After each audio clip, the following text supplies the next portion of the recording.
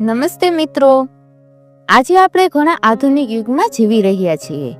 આ સમયની સાથે સાથે આપણે એ સમયને પણ ભૂલતા જાય છે જેમાં આપણું બાળપણ વીત્યું છે. એ યાદગાર સમય, એ સુવર્ણ યુગ જેને આપણે જીવ્યા છીએ, જે આજના મોબાઈલના સમય કરતા લાખ ગણો સારો હતો. આ ફક્ત એ લોકો જ સમજી શકશે જેને સન 2000નો સમય જોયો છે. બાકી આજની જનરેશનને તો ઇન્સ્ટા, એફબી અને નેટફ્લિક્સ આ બધામાંથી ટાઈમ જ ક્યાં છે. આ આજની પેઢી નહીં સમજી શકે જેને આ સુવર્ણ યુગને ક્યારેય જોયો જ નથી. હવે એ સમય ક્યારે પણ પાછો નહીં આવે. મિત્રો, આજે આપણે આ વિડીયોમાં આજથી લઈને 25 વર્ષ પાછળની દુનિયામાં જવાના છીએ. એટલે કે 25 વર્ષ પહેલા આપણા બધાનું જીવન કેવું હતું. જે લોકોની યાદો એ જમાના સાથે જોડાયેલી છે એ મને કમેન્ટમાં જરૂર જણાવજો. તો ચાલો જઈએ એ સુવર્ણ દિવસોમાં. મિત્રો, એ જમાનો આજ કરતાં થોડો ધીમો હતો, પરંતુ લોકો એ જમાનામાં ખૂબ ખુશ હતા. વસ્તુ સસ્તી હતી અને બધા હળી મળીને રહેતા.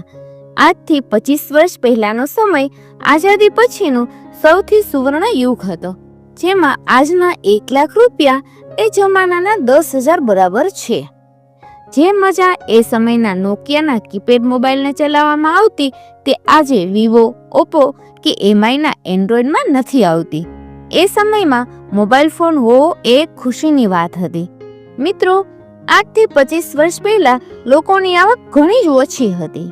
એ સમયની આવક આજ કરતાં તો ઘણી જ ઓછી છે, પણ એમાં 5,000 કમાવા વાળો વ્યક્તિ આજના 20,000 કમાવાવાળા વ્યક્તિ બરાબર છે.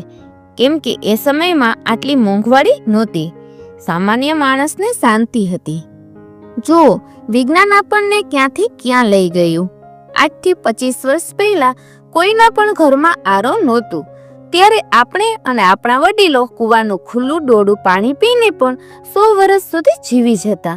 અને આજે તો 40 વર્ષમાં જ લોકો ગરધા થઈ જાય છે.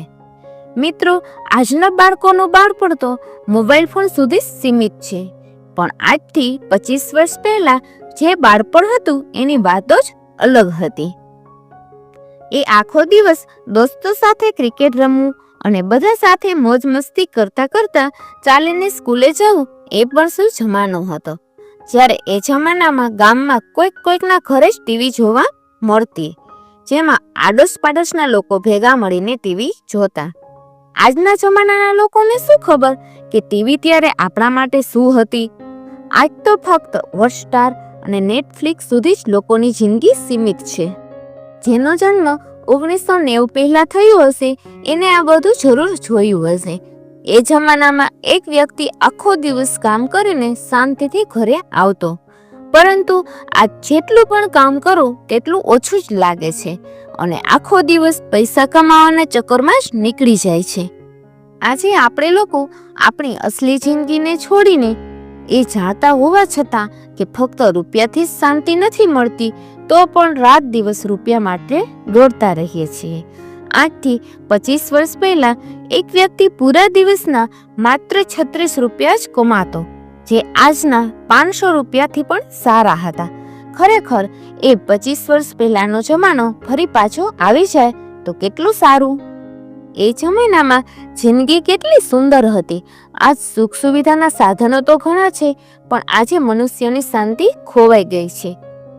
ત્યારનું જીવન સુખી, શાંતિવાળું અને પ્રેમ ભાવના વાળું હતું.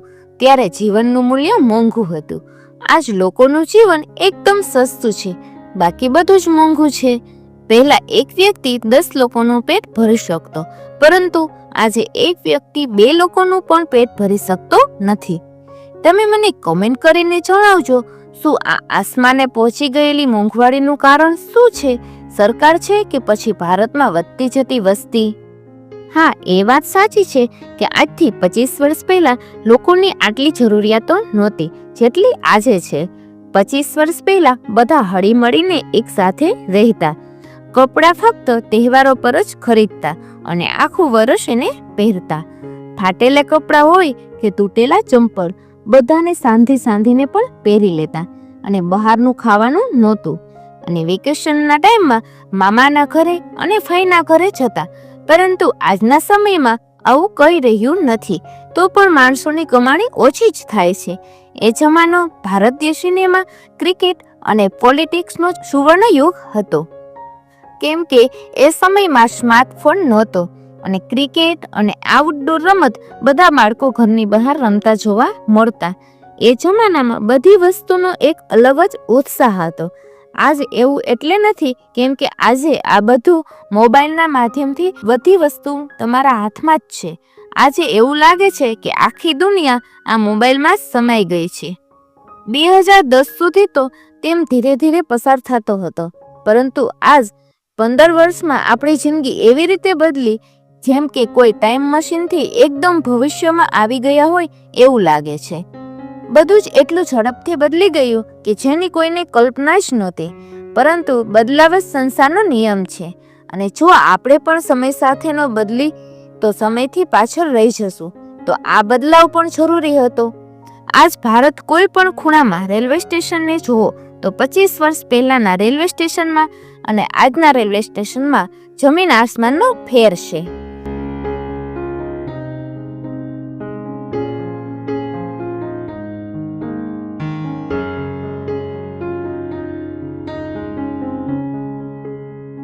પહેલા ભારતમાં બધી જગ્યાએ, જે પછી બસ સ્ટેન્ડ હોય કે પછી રેલવે સ્ટેશન અથવા કોઈ પબ્લિક પ્લેસ, જ્યાં જુઓ ત્યાં ગંદકી ફેલાયેલી જોવા મળતી, જે આજે બદલતા ભારતની સાથે ઘણી ઓછી થઈ ગઈ છે. પહેલાના રોડમાં અને આજના રોડમાં પણ જમીન આસમાનનો ફરક પડી ગયો છે.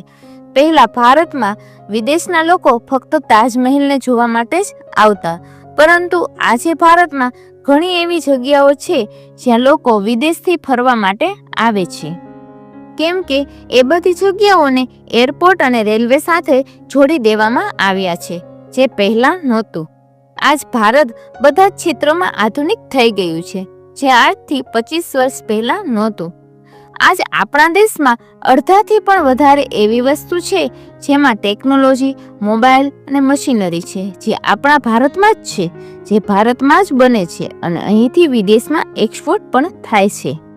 તો પણ વ્યક્તિ કાલના ચક્કરમાં પોતાના આજને ભૂલી જાય છે. મેં તમને જે વાત કરી તે માણસોનો માણસાઈનો જમાનો હતો. તો મિત્રો, આ વિડીયોમાં બસ આટલું જ. વિડીયો ગમ્યો હોય તો વિડીયોને લાઈક કરીને ચેનલને સબસ્ક્રાઇબ કરી દેજો. તો ફરી મળીએ આવા જ એક બીજા વિડીયોમાં.